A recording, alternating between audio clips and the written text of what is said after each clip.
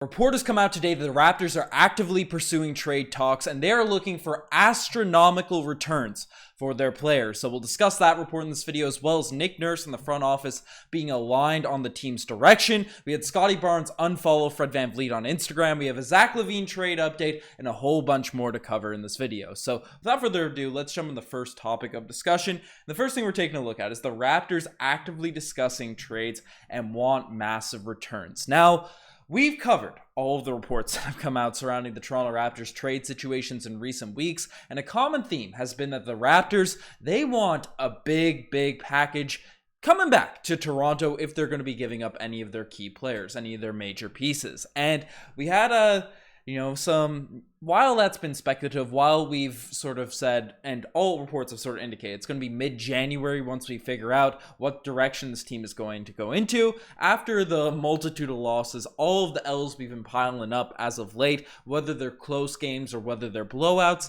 it seems like the Raptors have sort of chosen their direction, at least from what this report indicates. As it's come out, this is coming from Matt Moore, saying that leak sources say that Toronto is active in trade talks and open to moving players, but the asking prices have been described as insane, astronomical, and far-fetched. Shock of all shocks, teams place less value on opposing teams' players in negotiations than that team.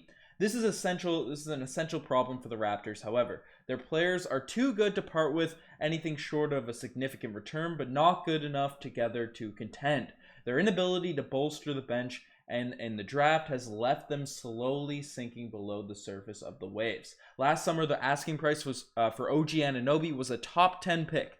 And with Anunoby having Defensive Player of the Year caliber season, and with the markets so strongly in pursuit of wings that can score and defend, the consensus is that his price will likely be higher. Now, this is a very interesting report. So the first major takeaway, as I've discussed in the intro, the Raptors are actively pursuing deals.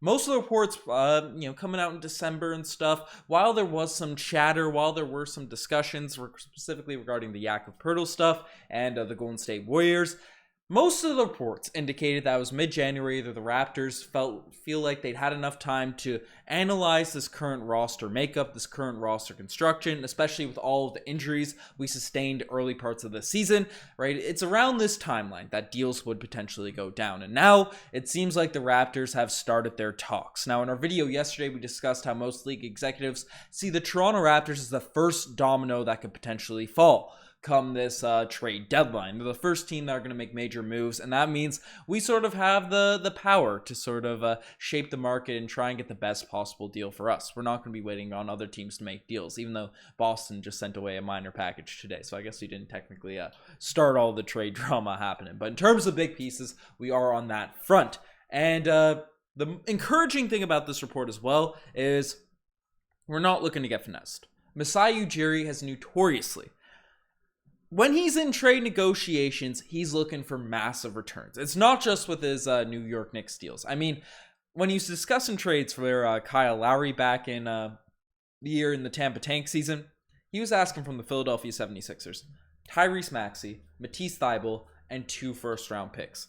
And while that's a wild return, and we ended up getting Precious Achiuwa, which I thought was a nice package. Obviously, people are down on Precious right now, but his performance last season seems like that was a nice return on that front. But having a high asking price, one, make sure that you're going to get a good package in return. If you're making a deal, if you're making a trade, you're not going to sell off for nothing. So that is a positive. But the one negative and the one worry, I think the biggest worry Toronto Raptors fans have right now is the Raptors go through this trade deadline, don't make a move. We're kind of a treadmill, middle of the pack Eastern Conference team that might not even make the play-in, but also have no shot at Victor Wembanyama. So that's sort of the worst case scenario. So if you have a stubborn GM like Masai Ujiri, who, yes, you don't want him selling low on guys. You don't want him, selling 25 cents on the dollar, 70 cents on the dollar, whatever the analogy is, right? You don't want him doing that, and that's why we love having Masai Ujiri there. But we probably could have had Tyrese Maxey for Kyle Lowry. That was definitely on the table from the Philadelphia 76ers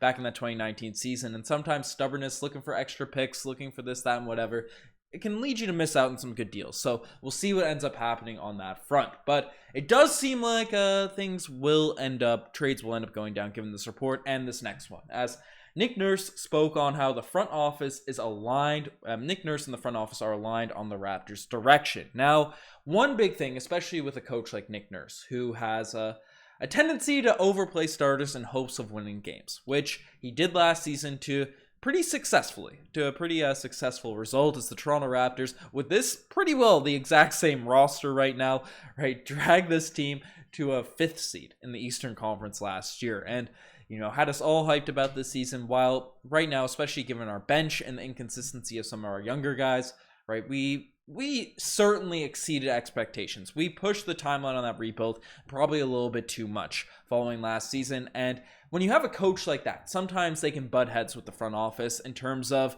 what direction they want to go in. Because you have, especially when you have a player coach GM, right? Guys like Tom Thibodeau, Doc Rivers in the past are always giving up first round picks, even when a team probably would be more beneficial for a minor retool, rebuild, rather than sending off first round picks and win now moves, right? Sometimes coaches and GMs can be combative on that front, but Nick Nurse was asked about if he and the front office are on the same page regarding the issues that the Raptors are dealing with, and he said 100%.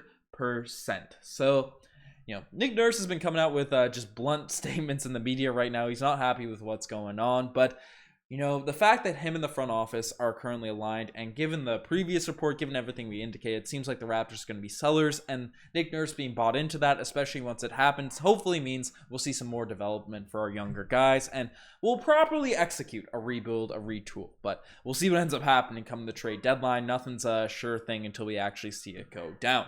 The next thing we're discussing is Scottie Barnes unfollowing Fred VanVleet on Instagram. Now, this is definitely one that will get the Fred VanVleet haters all hyped. All the, the don't bet on yourself crowd, the people that aren't betting on themselves or betting on Fred VanVleet at least, right? They're going to be pretty hyped. But if you do want to bet on something, you're not betting on Fred VanVleet, definitely check out CoolBet. Use the link down below. It's in the description to sign up for CoolBet. It's the best sporting book in Canada. They're regulated in Ontario, available all across Canada, and you can bet on Toronto Raptors games. Right now, it seems like a safe bet to bet against the Toronto Raptors. So if you want to make some money on that front, or if you want to get big returns, you can bet on the Toronto Raptors given their poor performances as of late. But bet on all NBA games, pretty well any sport you're interested in. You can do it on the CoolBet app. And we have some pretty interesting futures coming up. We have requested some futures regarding potential Gary Trent Jr., Fred VanVleet trades, a fun one involving Otto Porter Jr. So if you want access to those, sign up for CoolBet and let myself or Goody know, and you get added to the CoolBetters Discord, and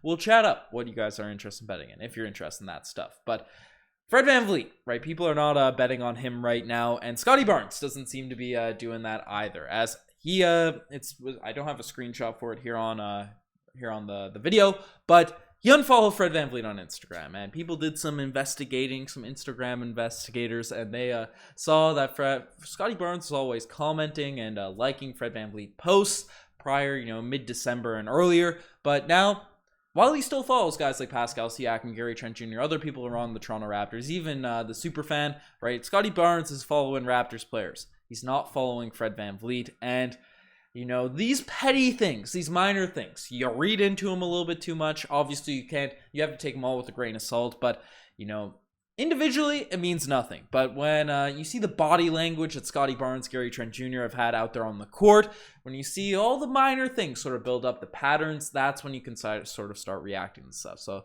throughout that little tidbit here, we'll see if anything comes of it. And some people are saying this is a part of the reason they expect Fred VanVleet to be traded. We'll see what ends up happening. If we can get some value back for Fred, then let's go for it. Let's do it. But I went on a rant in last night's podcast about how I'm not super high on trading low on Fred VanVleet, but if Masai Ujiri can work his magic, get some value back, then I'm cool with it. But the next thing we're discussing in this video is a Zach LaVine Raptors trade update. Now, a report came out, or the betting odds for a Zach LaVine trade were released a couple weeks ago in terms of what teams would be his most likely landing spot, and the Toronto Raptors were front runners a couple weeks ago in terms of potentially landing Zach LaVine. However, given the direction, given all the news that's come out, it makes sense that it doesn't seem like the Raptors are longer in that discussion. As report came out today from Micah Scotto saying that the New York Knicks, Los Angeles Lakers, Dallas Mavericks, and Miami Heat could have interest in Zach LaVine. The notable thing here is the Toronto Raptors are no longer getting added to these lists. They're no longer likely interested in acquiring Zach LaVine, which makes sense as he's even though he's 28, he's dealt with a lot of injuries. He's slowed down a little bit in recent, at least this season especially. And sure, he would be cool, but the Raptors feels like they're in a retooling mode right now. So rather than giving up a bunch of assets, younger players to acquire Zach LaVine, the Bulls are likely to want to go in a similar direction as us, right? That's a guy that's likely not going to be a trade target for the Toronto Raptors. So unfortunate for the people that wanted Zach LaVine, but doesn't seem like it's going to happen. But the final thing we're discussing is Pascal Siakam behind an all-star voting. Now, Pascal Siakam is a guy that, regardless, I don't care if the Toronto Raptors are the worst seed. I don't care if we lose every single game for the rest of the season.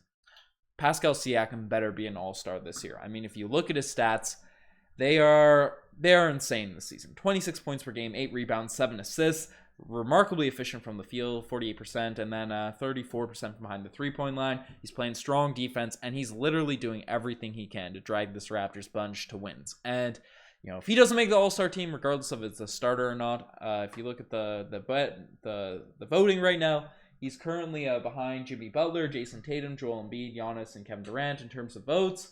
He's ahead of guys like Kyle Kuzma and Paolo, thank goodness, but definitely could be higher. Definitely could be higher. Now, I don't blame Raptors fans for not going all out on the votes this year, as it has been a little bit of a depressing season as a Raptors fan, but the coach is better at Pascal Siakam to the All-Star lineup, or else there's some cheese going on. But folks, you guys are the best for making this far. Subscribe to the channel if you haven't already. Appreciate it. It means the world to us. Sign up for Cool Bet as well. It helps out the channel. But you guys are the best. I'm signing out. Cheers.